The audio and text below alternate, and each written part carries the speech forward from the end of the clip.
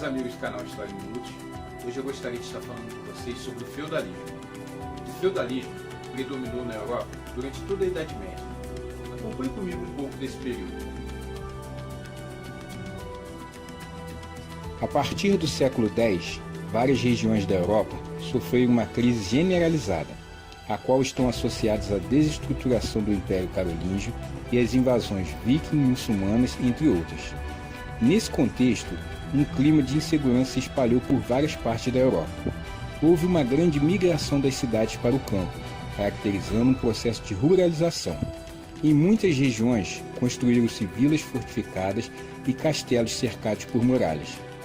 Pessoas que não tinham como se proteger por si procuraram a ajuda de nobres e guerreiros.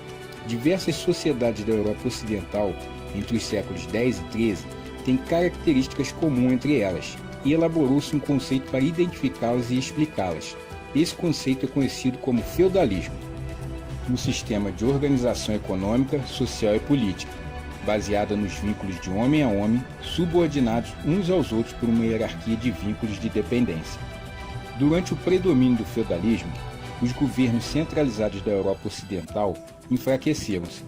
O poder político passou a ser dividido com os senhores feudais, detentores de grandes extensões de terras que governavam seus domínios, exercendo autoridade administrativa, judicial e militar. Os vários núcleos de poder político estavam ligados por laços estabelecidos entre membros da nobreza a partir da concessão de feudos.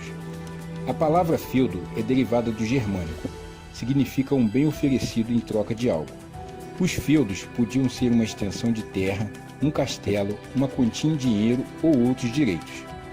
De um modo geral, o senhor, que também era chamado de suzerano, era o nobre que concedia feudos a outro nobre, que era chamado de vassalo.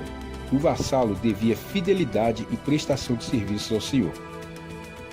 A transmissão do feudo era realizada em uma cerimônia solene, constituída de dois atos principais: a homenagem, que era o juramento de fidelidade do vassalo, e a investidura, que era o ato da transmissão do feudo ao vassalo.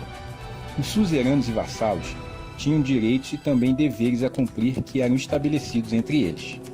Os suzeranos deviam proteger militarmente seus vassalos e dar-lhes assistências.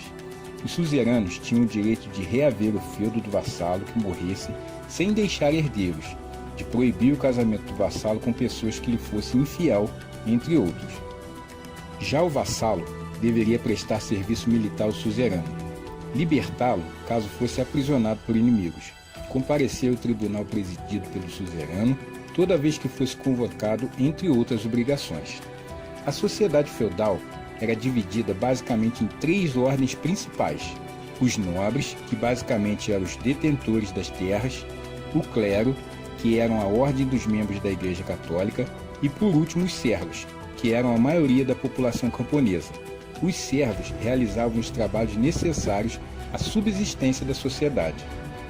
Na sociedade feudal, predominou a produção de bens agrícolas e pastoris, que tinha como principal unidade produtora o senhorio, que basicamente era uma extensão de terra, e a servidão, que era a forma de trabalho. O senhorio tinha um tamanho médio que variava de 200 a 250 hectares. Eles eram divididos em três grandes áreas: os campos abertos, também conhecidos como terras comunais, que eram os bosques e pastos de uso comum. Tinha também as reservas senhoriais, que eram terras exclusivas do senhor feudal. E por último, os mansos servis, terras utilizadas pelos servos. A forma de trabalho predominante no feudalismo foi a servidão. Os servos não eram proprietários das terras em que trabalhavam, apenas as usavam, produziam para o próprio sustento e para manter as outras duas ordens, os nobres e o clero. A relação servil tinha uma série de obrigações pagas em forma de trabalho ou de bens. Uma delas era a corveia, pela qual o escravo era livre, mas tinha que trabalhar alguns dias da semana gratuitamente nas reservas senhoriais. Os servos também pagavam a talha, que consistia em entregar parte da produção agrícola ou pastoril ao senhor feudal. E por último, o servo ainda pagava a banalidade, que era o pagamento de uma taxa pela utilização de equipamentos e instalações do senhorio ao senhor feudal.